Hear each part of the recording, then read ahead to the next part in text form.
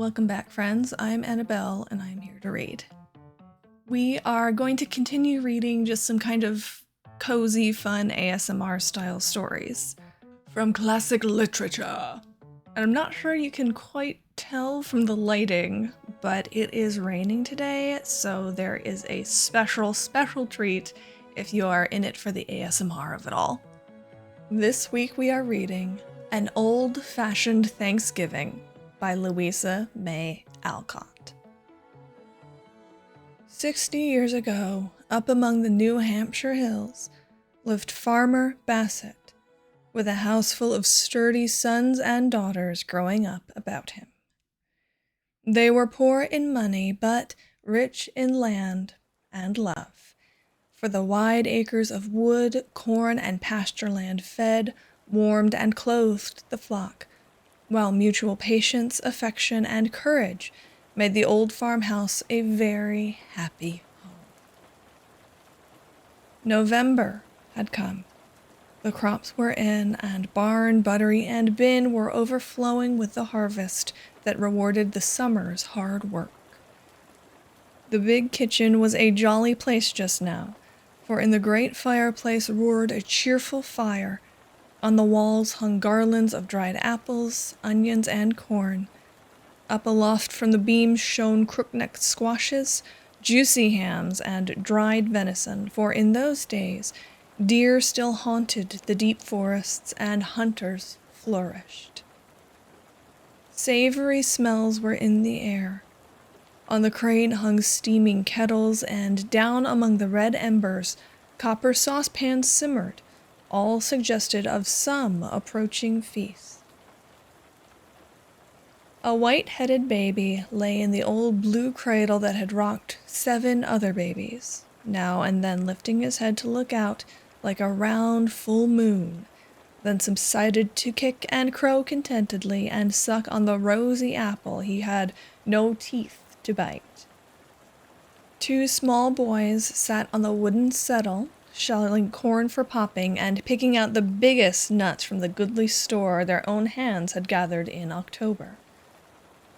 4 young girls stood at the long dresser, busily chopping meat, pounding spice, and slicing apples, and the tongues of Tilly, Prue, Roxy, and Rhodey went as fast as their hands.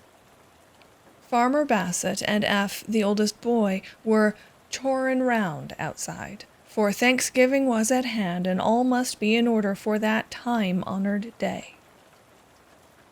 To and fro, from table to hearth, bustled buxom Mrs. Bassett, flushed and flowery, but busy and blithe as the queen bee of this busy little hive should be.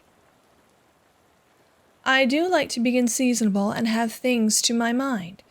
Thanksgiving dinners can't be drove, and it does take a sight of victuals to fill all these hungry stomachs, said the good woman, as she gave a vigorous stir to the great kettle of cider applesauce, and cast a glance of housewifely pride at the fine array of pies set forth on the buttery shelves. Only 1 more day, and then will be time to eat.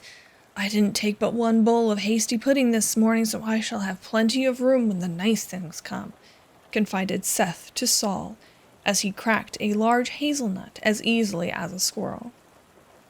No need of my starving beforehand.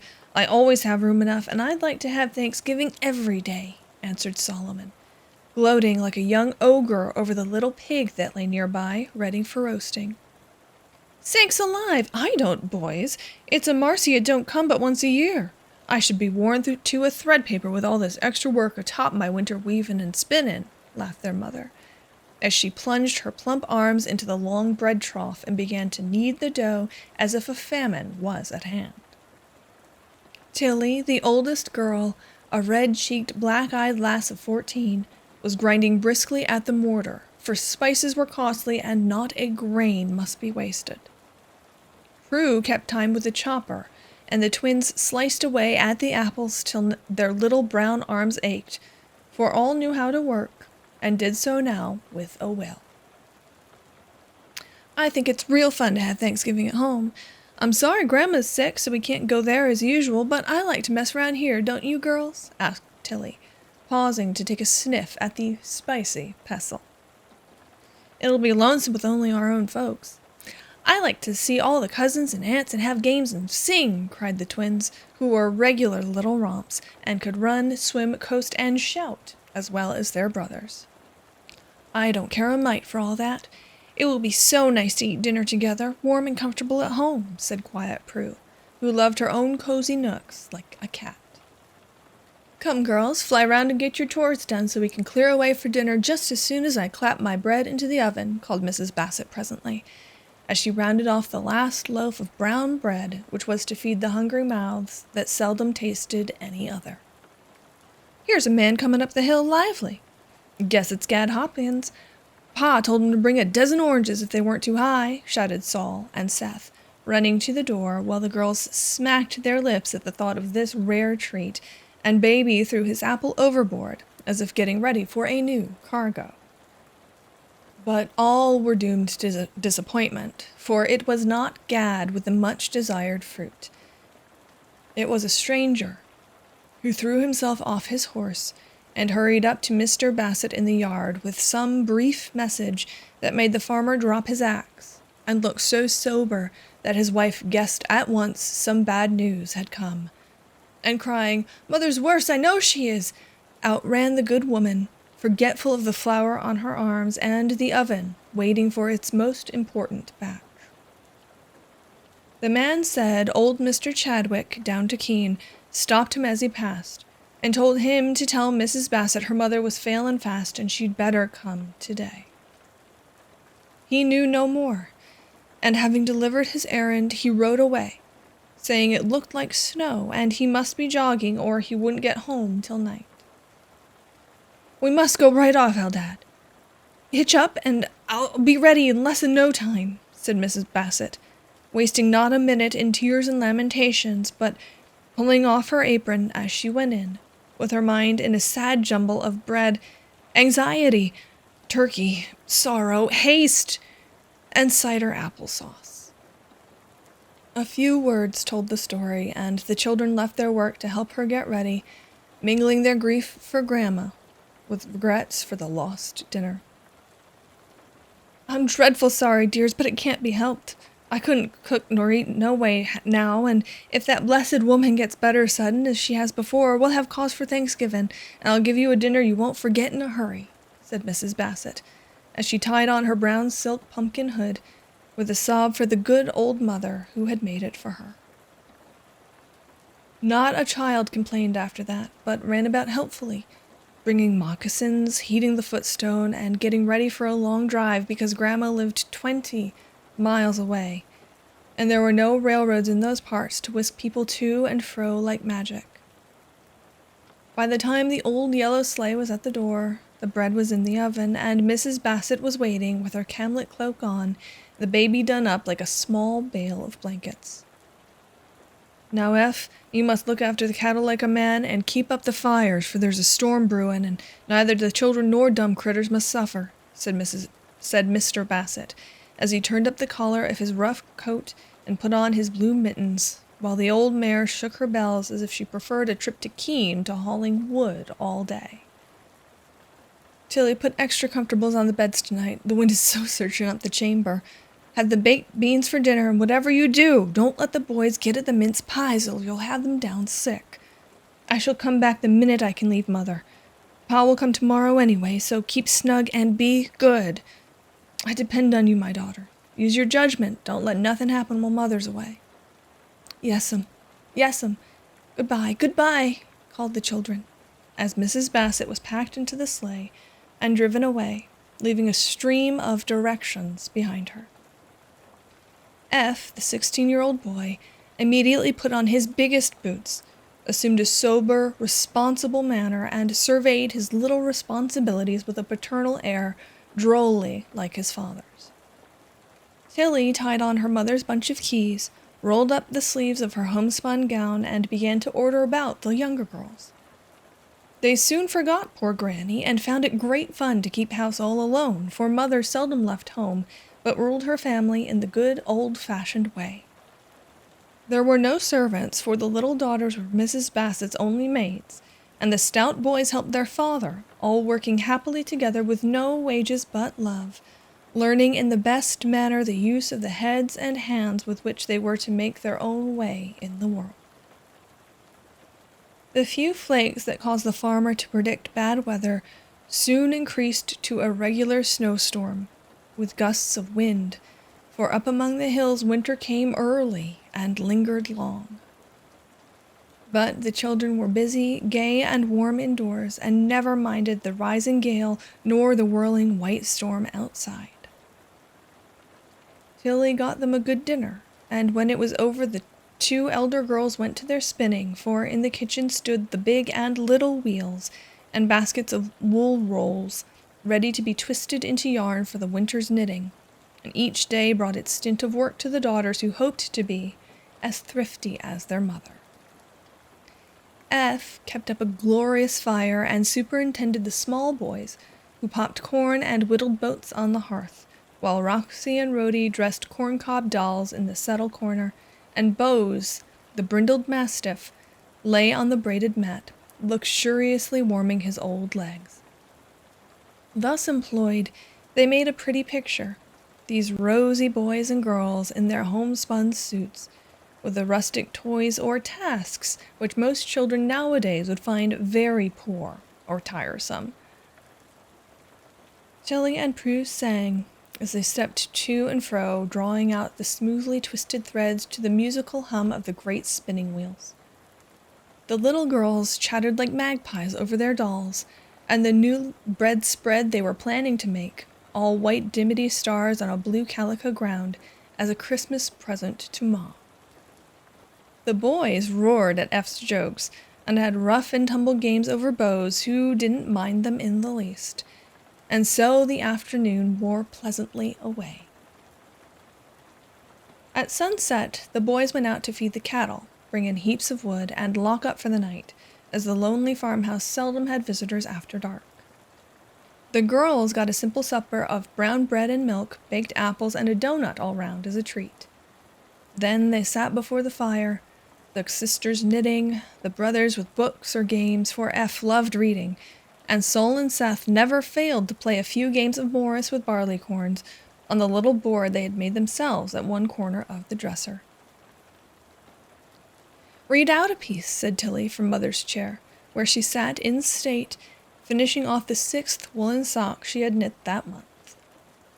"It's the old history book, but here's a bit you may like, since it's about our folks," answered F, turning the yellow page to look at a picture of 2 quaintly dressed children in some ancient castle. "Yes, I read that. I always like to hear about the Lady Matilde was named for, and Lord Bassett, Pa's great-great-great-great-grandpa. He's only a farmer now, but it's nice to know that we were somebody 200 or 300 years ago," said Tilly, bridling and tossing her curly head as she fancied the Lady Matilda might have done. "Don't read the queer words, 'cause we don't understand 'em. Tell it," commanded Roxy from the cradle, where she was drowsily cuddled with Rhodey. "Well, a long time ago, when Charles I was in prison, Lord Bassett was a true friend to him," began F, plunging into his story without delay. "The Lord had some papers that would have hung a lot of people if the king's enemies got hold of them. So, when he heard one day, all of a sudden, that soldiers were at the castle gate to carry him off, he had just time to call his girl to him and say, 'I may be going to my death, but I won't betray my master. There is no time to burn the papers, and I cannot take them with me. They are hidden in the old leathern chair where I sit. No one knows this but you, and you must guard them till I come or send you a safe messenger to take them away. Promise me to be brave and silent, and I can go without fear.' You see, he wasn't afraid to die, but he was to seem a traitor. Lady Matilde promised solemnly, and the words were hardly out of her mouth when the men came in, and her father was carried away a prisoner and sent off to the Tower. But she didn't cry. She just called her brother and sat down in that chair with her head leaning back on those papers like a queen, and waited while the soldiers hunted the house over for 'em. Wasn't that a smart girl?" cried Tilly, beaming with pride, for she was named for this ancestress and knew the story by heart. I reckon she was scared, though, when the men came swearing in and asked her if she knew anything about it. The boy did his part then, for he didn't know, and fired up and stood before his sister. And he says he, as bold as a lion, if my lord had told us where the papers were, we would die before we betrayed him. But we are children and know nothing, and it is cowardly of you to try to fright us with oaths and drawn swords." As F quoted from the book, Seth planted himself before Tilly with the long poker in his hand, saying, as he flourished it valiantly, "Why didn't the boy take his father's sword and lay about him? I would if anyone was harsh to Tilly."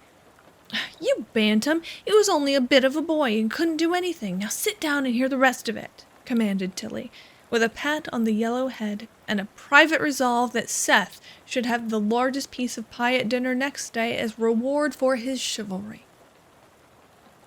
Well, the men went off running, turning the castle out a window, but they said they should come again, so faithful Matilda was full of trouble and hardly dared to leave the room where the chair stood. All day she sat there, and at night her sleep was so full of fear about it that she often got up and went to see if all was safe. The servants thought the fright had hurt her wits and let her be, but Rupert, the boy, stood by her and never was afraid of her queer ways. She was a pious maid, the book says, and often spent the long evenings reading the Bible with her brother by her, all alone in the great room, with no one to help her bear her secret, and no good news of her father. At last, word came that the king was dead, and his friends banished out of England.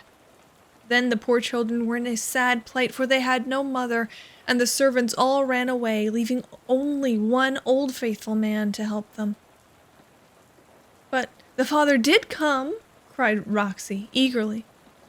"You'll see," continued F, half telling, half reading. Matilda was sure he would, so she sat on the big chair guarding the papers, and no one could get her away till one day a man came with her father's ring and told her to give up the secret. She knew the ring, but would not tell until she had asked many questions so as to be very sure. And while the man answered all about her father and the king, she looked at him sharply.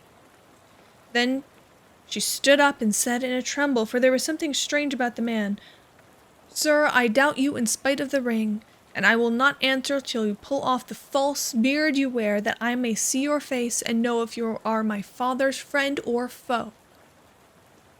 Off came the disguise, and Matilda found it was my lord himself come to take him out of England. He was very proud of that faithful girl, I guess, for the old chair still stands in the castle, and the name keeps in the family, Pa says, even over here where some of the Bassets came along with the Pilgrims.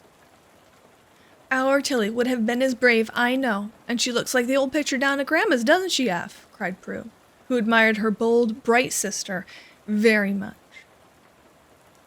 "Well, I do think you'd do the settin' part best, Prue. You are so patient. Till would fight like a wild cat, but she can't hold her tongue worth a cent," answered F, whereat Tilly pulled his hair, and the story ended with a general frolic. When the moon-faced clock behind the door struck 9, Tilly tucked up the children under the extra comfortables, and having kissed them all around, as Mother did, crept into her own nest, never minding the little drifts of snow that sifted in upon her coverlet between the shingles of the roof, nor the storm that raged without. As if he felt the need of unusual vigilance, old Bose lay down on the mat before the door, and the cat had the warm hearth all to herself. If any late wanderer had looked in at midnight, he would have seen the fire blazing up again, and in the cheerful glow, the old cat blinking her yellow eyes, as she sat bolt upright beside the spinning wheel, like some sort of household goblin, guarding the children while they slept. When they woke like early birds, it still snowed, but up the little Bassets jumped, broke ice in their pitchers, and went down with cheeks glowing like winter apples after a brisk scrub and scramble into their clothes. F was off to the barn, and Tilly soon had a great kettle of mush ready, which, with milk warm from the cows, made a wholesome breakfast for the 7 hearty children. "Now, about dinner," said the young housekeeper, as the pewter spoons stopped clattering and the earthen bowls stood empty. Ma said have what we like, but she didn't expect us to have a real Thanksgiving dinner because she won't be here to cook it, and we don't know how, began Prue, doubtfully. Well, I can roast a turkey and make a pudding as well as anybody, I guess. The pies are all ready, and if we can't boil vegetables and so on, we don't deserve any dinner, cried Tilly, burning to distinguish herself, and bound to enjoy to the utmost her brief authority. Yes, yes, cried the boys. Let's have a dinner anyway. Ma won't care, and all the good victuals will spoil if they ain't eaten right up. Pa is coming tonight, so we won't have dinner till late. That will be real genteel, and give us plenty of time, added Tilly, suddenly realizing the novelty of the task she had undertaken. Did you ever roast a turkey? Asked Roxy, with an air of deep interest. Should you darst to try? Said Rhodey, in an awe-stricken tone. You will see what I can do. Ma says I was to use my judgment about things, and I'm going to. All you children have got to do is keep out of the way and let Prue and me work. I wish you'd put a fire in the best room so the little ones can play in there. We shall want the settin' room for the table, and I won't have them picking round when we get things fixed, commanded Tilly, bound to make her short reign a brilliant one. I don't know about that. Ma didn't tell us to, began cautious F, who felt that this invasion of the sacred best parlor was a daring step. Don't we always do it on Sundays and Thanksgivings? Wouldn't Ma wish the children kept safe and warm anyhow? Can I get up a nice dinner with 4 rascals under my feet all the time? Come now, if you want roast turkey and onions, plum pudding and mince pie, you'll have to do as I tell you and be lively about it. Tilly spoke with such spirit, and her last suggestion was so irresistible that F gave in, and laughing good-naturedly tramped away to heat up the best room, devoutly hoping that nothing serious would happen to punish such audacity. The young folks delightedly trooped in to destroy the order of that prim apartment with housekeeping under the black horsehair sofa, horseback riders on the arms of the best rocking chair, and a war dance all over the well-waxed furniture. F, finding the society of the peaceful sheep and cows more to his mind than that of 2 excited sisters, lingered over his chores in the barn as long as possible, and left the girls in peace. Now Tilly and Prue were in their glory, and as soon as the breakfast things were out of the way, they prepared for a grand cooking time. They were handy girls, though they never heard of cooking school, never touched a piano, and knew nothing of embroidery beyond the samplers which hung in the parlor, one ornamented with a pink mourner under a blue weeping willow, the other with this pleasing verse, each word being done in a different color, which gave the effect of a distracted rainbow. This sampler neat was worked by me in my 12th year, Prudence B.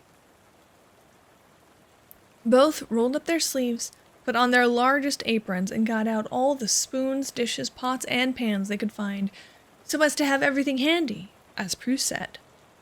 Now, sister, we'll have dinner at 5. Pa will be here by that time if he is coming tonight, and be so surprised to find us all ready, for he won't have had very nice victuals if Grandma is so sick, said Tilly, importantly. I shall give the children a piece at noon. Tilly meant luncheon. Doughnuts and cheese, with apple pie and cider will please 'em. There's beans for F. He likes cold pork, so we won't stop to warm it up, for there's lots to do, and I don't mind saying to you I'm dreadful dumbersome about the turkey. It's all ready, but the stuffing and roasting is as easy as can be. I can baste first rate. Ma always likes to have me, I'm so patient and steady, she says, answered Prue.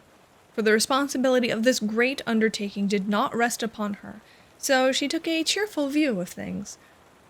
I know, but it's the stuffing that troubles me, said Tilly, rubbing her round elbows as she eyed the immense fowl laid out on a platter before her.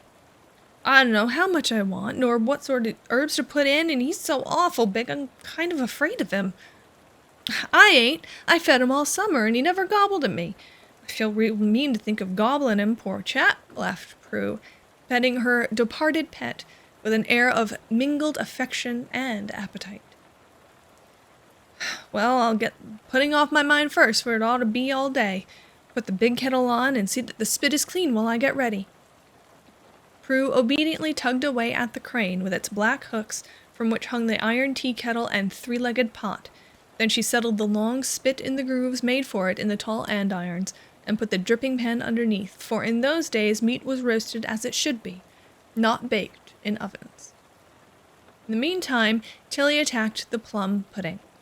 She felt pretty sure of it coming out right here, for she had seen her mother do it so many times it looked very easy. So she went and got suet and fruit, all sorts of spice, to be sure she forgot the right ones, and brandy instead of wine. But she forgot both sugar and salt, and tied it in the cloth so tightly that it had no room to swell, so it would come out as heavy as lead and as hard as a cannonball if the bag did not burst and spoil it all. Happily unconscious of these mistakes, Tilly popped it into the pot and proudly watched it bobbing about before she put the cover on and left it to its fate. "I can't remember what flavoring Ma puts in," she said, when she got her bread well soaked for the stuffing. "Sage and onions and applesauce to go with goose, but I can't feel sure of anything but pepper and salt for a turkey. Ma puts in some kind of mint, I know, but I forget whether it is spearmint or peppermint or pennyroyal," answered Prue in a tone of doubt, but trying to show her knowledge of herbs, at least of their names. "Seems to me it's sweet marjoram or summer savory. I guess we'll put both in, and we're sure to be right. The best is up the garret, and you run and get some while I mash the bread," commanded Tilly, diving into the mess. Away trotted Prue, but in her haste she got catnip and wormwood, for the garret was dark, and Prue's little nose was so full of the smell of onions she had been peeling that everything smelt of them. Eager to be of use, she pounded up the herbs and scattered the mixture with a liberal hand into the bowl. "Doesn't smell just right, but I suppose it will when it's cooked," said Tilly, as she filled the empty stomach that seemed aching for food, and sewed it up with the blue yarn, which happened to be handy. She forgot to tie down his legs and wings, but she set him by till his hour came, well satisfied with her work. "Shall we roast the little pig, too? I think he'd look nice with a necklace of sausages, as Ma fixed one last Christmas," asked Prue, elated with their success. "Oh, I couldn't do it. I loved that little pig and cried when he was killed.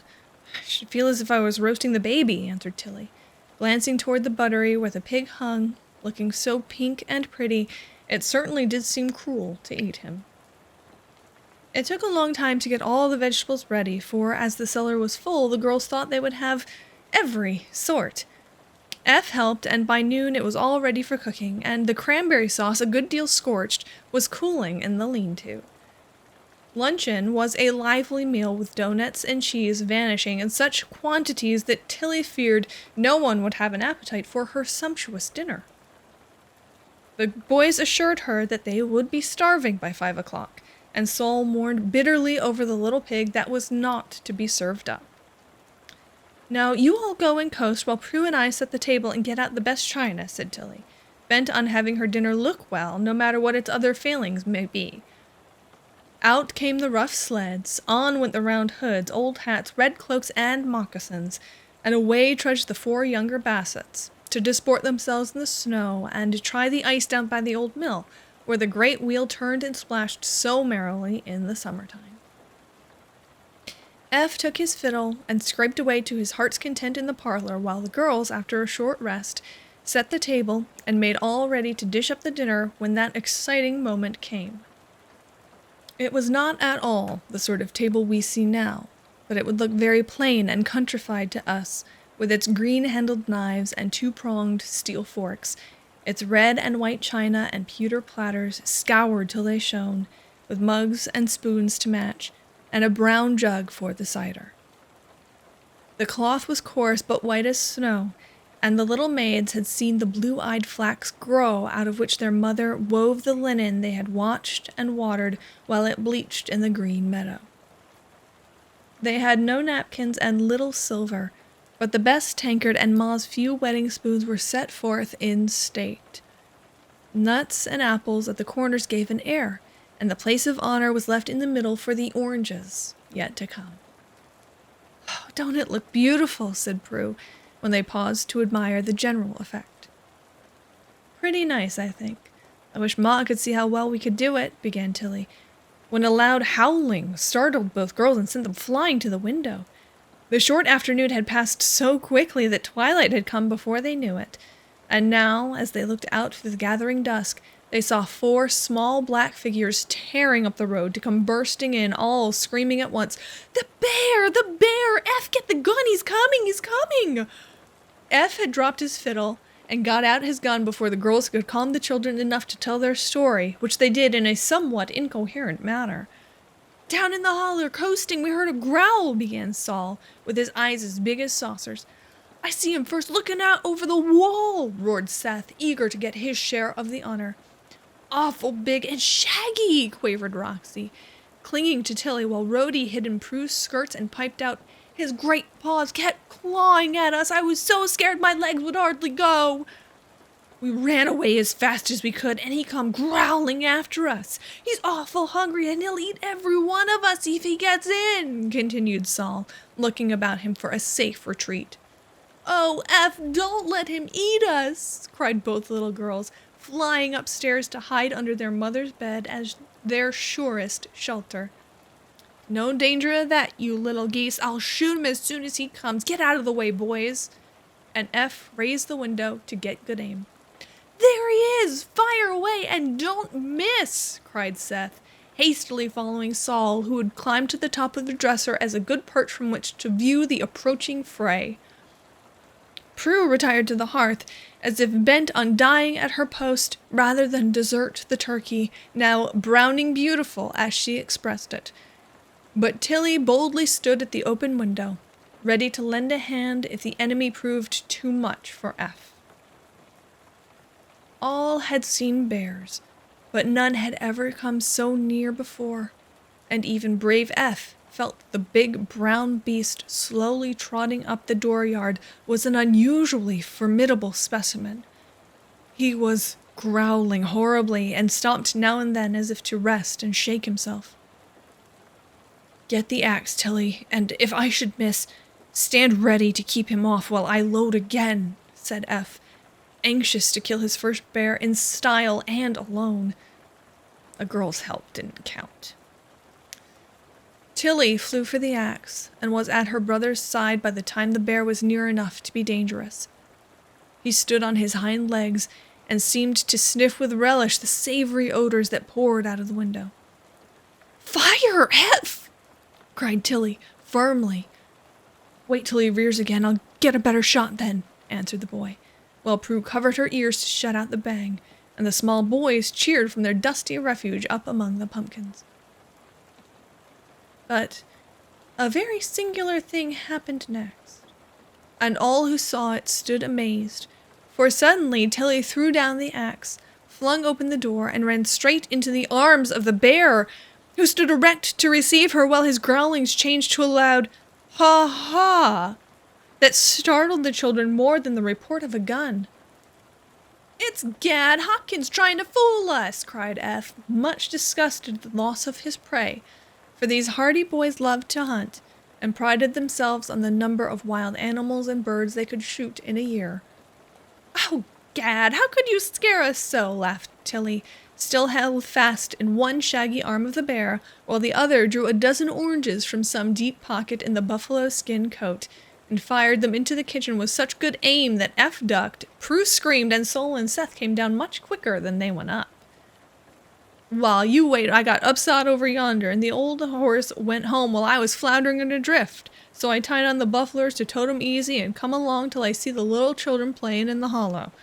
I just meant to give them a little scare, but they run like partridges, and I kept up the joke to see how F would like this sort of company." And Gad ha-ha'd again. "You'd have had a warm welcome if we hadn't found you out. I'd have put a bullet through you in a jiffy, old chap," said F, coming out to shake hands with the young giant, who was only a year or two older than himself. "Come in and sit up to dinner with us. Prue and I have done it all ourselves, and Pa'll be along soon, I reckon," cried Tilly, trying to escape. "Couldn't no ways. My folks'll think I'm dead if I don't get along home, since the horse and sleigh have gone ahead empty. I've done my errand and had my joke. Now I want my pay, Tilly." And Gad took a hearty kiss from the rosy cheeks of his little sweetheart, as he called her. His own cheeks tingled with a smart slap she gave him as she ran away, calling out that she hated bears and would bring her axe next time.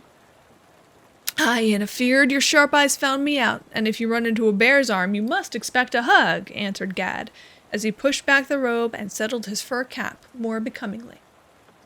I should have known you in a minute if I hadn't been asleep when the girls squalled. You did it well, though, and I advise you not to try it again in a hurry, or you'll get shot, said Eph, as they parted, he rather crestfallen, and Gad in a high glee. My sakes alive, the turkey is burnt on one side, and the kettles have boiled over, so the pies I put to warm are all ashes, scolded Tilly, as the flurry subsided and she remembered her dinner. Well, I can't help it. I couldn't think of victuals when I expected to be eaten alive myself, could I? Pleaded poor Prue, who had tumbled into the cradle when the rain of oranges began. Tilly laughed, and all the rest joined in, so good humor was restored, and the spirits of the younger ones were revived by sucks from the one orange, which passed from hand to hand with great rapidity, while the older girls dished up the dinner. They were just struggling to get the pudding out of the cloth when Roxy called out, Here's Pa! There's folks with him, added Rhodey. Lots of 'em! I see 2 big sleighs chock full, shouted Seth, peering through the dusk. It looks like a cemetery. I guess Grandma's dead and come up to be buried here, said Saul in a solemn tone. This startling suggestion made Tilly, Prue, and Eph hasten to look out, full of dismay at such an ending of their festival. If that's a funeral, the mourners are uncommon jolly, said Eph dryly, as merry voices and loud laughter broke the white silence without. I see Aunt Kathy, Cousin Hetty, and there's Mose and Amos. I do declare Pa's bringing 'em all home to have some fun here, cried Prue, as she recognized one familiar face after another. Oh, my patience, ain't I glad I got dinner, and don't I hope it will turn out good, exclaimed Tilly, while the twins pranced with delight, and the small boys roared, Hooray for Pa! Hooray for Thanksgiving! The cheer was answered heartily, and in came father, mother, baby, aunts, and cousins, all in great spirits, and all much surprised to find such a festive welcome awaiting them. Ain't Grandma dead at all? Asked Saul, in the midst of kissing and handshaking.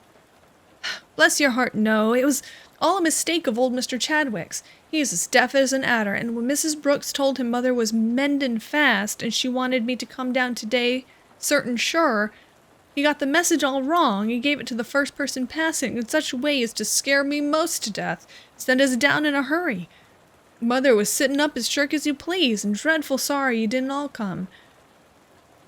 Oh, to keep the house quiet for her, and give you a taste, fun, your Pa fetched us all up to spend the evening. We're going to have a jolly time on it, to judge by the looks of things, said Aunt Cynthia, briskly finishing the tale when Mrs. Bassett paused for want of breath. What in the world put it into your head we was coming and get you setting up such a supper? Said Mr. Bassett, looking about him, well pleased and much surprised at the plentiful table.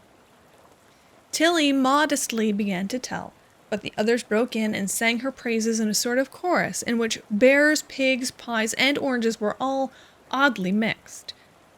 Great satisfaction was expressed by all, and Tilly and Prue were so elated by the commendation of Ma and the aunts that they set forth their dinner, sure everything was perfect. But when the eating began, which it did the moment wraps were off, then their pride got a fall.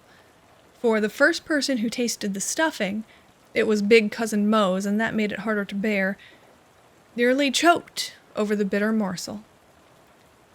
Tilly Bassett, whatever made you put wormwood and catnip in your stuffing? Demanded Ma, trying to not be severe, for all the rest were laughing, and Tilly looked ready to cry. I did it, said Prue, nobly taking all the blame, which caused Pa to kiss her on the spot, and declare it didn't do a mite of harm, for the turkey was all right. I never did see onions cooked better. All the vegetables is well done, and the dinner a credit to you, my dears, declared Aunt Cynthia, with her mouth full of the fragrant vegetable she praised. The pudding was an utter failure, in spite of the blazing brandy in which it lay, as hard and heavy as one of the stone balls on Squire Duncan's great gate. It was speedily whisked out of sight, and all fell upon the pies, which were perfect. But Tilly and Prue were much depressed, and didn't recover their spirits until the dinner was over, and the evening's fun well under way. Blind Man's Buff, Hunt the Slipper, Come Philander, and other lively games soon set everyone bubbling over with jollity, and when F struck up Money Musk on his fiddle, old and young fell into their places for a dance. All down the long kitchen they stood, Mr. and Mrs. Bassett at the top, the twins at the bottom, and then away they went, heeling and toeing, cutting pigeon wings, and taking their steps in a way that would convulse modern children with their newfangled romps, called dancing. Mose and Tilly covered themselves with glory by the vigor with which they kept it up, till fat Aunt Cynthia fell into a chair, breathlessly declaring that a very little of such exercise was enough for a woman of her heft. Apples and cider, chat and singing finished the evening, and after a grand kissing all round, the guests drove away in the clear moonlight, which came just in time to cheer their long drive. When the jingle of the last bell had died away, Mr. Bassett said soberly, as they stood together on the hearth, "Children, we have special cause to be thankful that the sorrow we expected was changed into joy, so we'll read a chapter before we go to bed, and give thanks where thanks is due." Then Tilly set out on the light stand with a big Bible on it, a candle on each side, and all sat quietly in the firelight, smiling as they listened with happy hearts to the sweet old words that fit all times and seasons so beautifully. When the good nights were over, and the children in bed, Prue put her arm around Tilly and whispered tenderly, for she felt her shake and was sure she was crying, "Don't mind about the old stuffin' and puddin', dearie. Nobody cared, and Ma said we really did do surprisin' well for such young girls." The laughter Tilly was trying to smother broke out then, and was so infectious Prue could not help joining her, even before she knew the cause of the merriment. "I was mad about the mistakes, but don't care enough to cry. I'm laughing to think how Gad fooled F, and I found him out. I thought Mose and Amos would have died over it when I told him it was so funny," explained Tilly, when she got her breath. "I was so scared when the first orange hit me I thought it was a bullet and scrabbled into the cradle as fast as I could. It was real mean to frighten the little ones so," laughed Prue, as Tilly gave a growl. Here, a smart rap on the wall of the next room caused a sudden lull in the fun, and Mrs. Bassett's voice was heard, saying warningly, "Girls, go to sleep immediate, or you'll wake the baby." "Yes'm," answered two meek voices, and after a few irrepressible giggles, silence reigned, broken only by an occasional snore from the boys, or the soft scurry of mice in the buttery, taking their part in this old-fashioned Thanksgiving. The end.